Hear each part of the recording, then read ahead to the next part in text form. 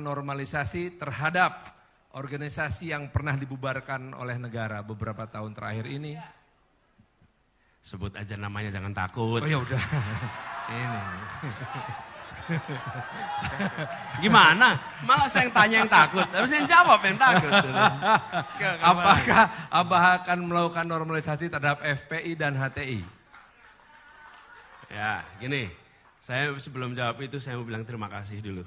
Iya. Buat semua seniman budayawan di Bandung yang sudah bersama-sama menyiapin ini. Kang Rosid terima kasih, instalasinya dahsyat. Kemudian saya kalau ke Bandung biasanya nyempetin ke tempat Kang Rosid. Ini lagi masa kampanye jadi gak bisa mampir Kang.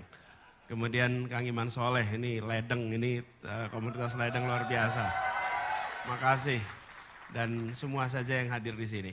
Dan ini adalah memang saya bilang kita ingin agar proses demokrasi kita ini lebih dialogis, lebih terbuka.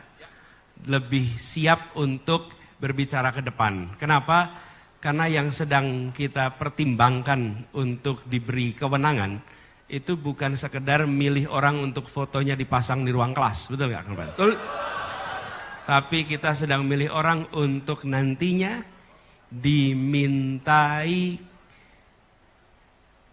peran atas nama rakyat, atas nama negara mengambil keputusan. Karena itulah kita pengen tahu bagaimana cara berpikirnya, bagaimana cara mengambil keputusannya, supaya rakyat bisa ngecek seberapa sama saya dengan dia. Seberapa sama, belum tentu 100% sama, tapi paling tidak bisa tahu. Kalau tidak ada dialog dan cuma foto-foto aja, nanti kita keliru seperti pernah kita alami dulu-dulu. Betul nggak? Iya. Loh, kita nggak tahu calon berpikirnya bagaimana, cara ngambil keputusannya gimana. Kerakyatan itu bukan ditunjukkan dengan foto, kerakyatan itu ditunjukkan dengan pikiran, gagasan, dan perbuatan. Ya. Jadi karena itulah kemudian kami merasa terima kasih siapapun yang menyelenggarakan acara ini. Acara ini menjadi kesempatan untuk semua nyocokin, kalibrasi. Ya. Nah kemudian kembali kepada apa yang ditanyakan oleh Kang Farhan tadi. Negara ini adalah negara hukum. Setiap warga negara memiliki hak untuk berserikat, berkumpul, melakukan kegiatan apapun juga. Negara tidak bisa mengatur pikiran orang. Negara tidak bisa mengatur perasaan orang. Yang negara bisa atur adalah perbuatan. Bila melakukan perbuatan yang melawan hukum, maka hukum akan mengambil tindakan untuk didisiplinkan. Betul ya? Jadi pikirannya, nah kita harus menghormati pikiran. Kadang-kadang kita ingin menyamakan pikiran. Kadang-kadang tanpa sadar kalau ada orang beda pikiran, harus sama dia dengan saya. Nggak boleh. Nggak boleh. Dalam ruangan ini saja belum tentu semua pikirannya sama.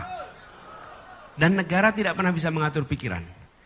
Kita mengatur perbuatan. Jadi bila kemudian ada organisasi yang melakukan tindakan melawan hukum, maka hukum akan berlaku pada organisasi itu, apapun organisasinya, dan kemudian dibuktikan di pengadilan. Nah, apa yang sudah menjadi keputusan pemerintah, itu keputusan pemerintah. Sudah jalani kemarin. Jadi bagi kami, kita hormati keputusan yang sudah dilakukan oleh pemerintah. Setuju atau tidak setuju, keputusan itu sudah dibuat, sudah terjadi. Ke depan kita akan pastikan, semua organisasi yang menurut pemerintah keliru, maka pemerintah akan membawa ke pengadilan dan pemerintah akan menunjukkan kepada rakyat di mana salahnya.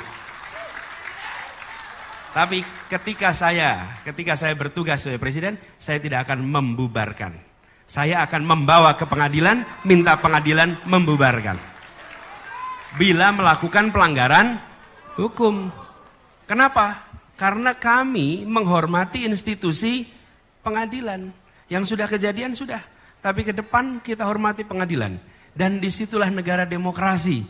Karena kalau tidak, nanti negara ini dijalankan pakai selera. Kalau pakai selera apa? Gini nih, ketika yang dibubarkan oleh negara, organisasi yang kita tidak setuju, kita tepuk tangan. Nanti satu saat negara bisa berbalik. Dia akan membubarkan organisasi yang kita berada di dalamnya. Dan kita mau bilang apa waktu itu? Tidak bisa berbuat apa-apa. Toh kita sudah membiarkan negara untuk membubarkan tanpa mengikuti kaidah-kaidah hukum sebuah negara hukum. Itulah sebabnya saya sampaikan, yang kami ingin usahakan adalah menjaga republik ini jangan sampai menjadi negara kekuasaan. Tapi harus menjadi negara hukum. Kalau negara hukum, saya harus bawa ke pengadilan, kejaksaan bawa ke pengadilan. Bila saya menemukan si X menurut hemat kami melakukan pelanggaran, bawa ke pengadilan, bawa ke pengadilan. Kembalikan itu. Tapi kalau tidak, akhir-akhir ini kita menemukan, beri contoh, kita membiarkan penyimpangan itu bergerak pelan-pelan.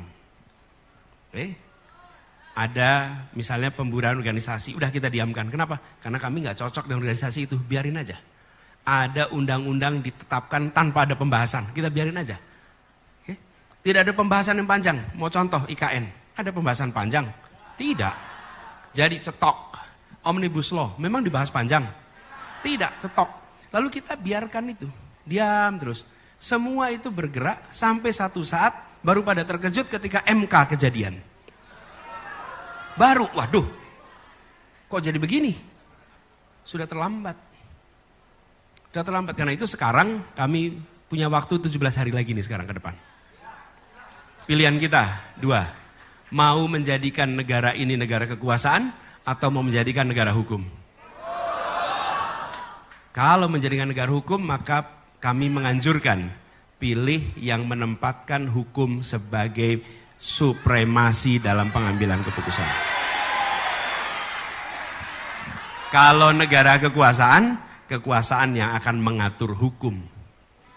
Nah, disitulah menurut saya penting. Jadi jawabannya yang sudah terjadi sudah, tapi ke depan seluruh ketentuan mengikuti prosedur hukum di mana pengadilan yang menetapkan bukan keputusan dari pemerintah.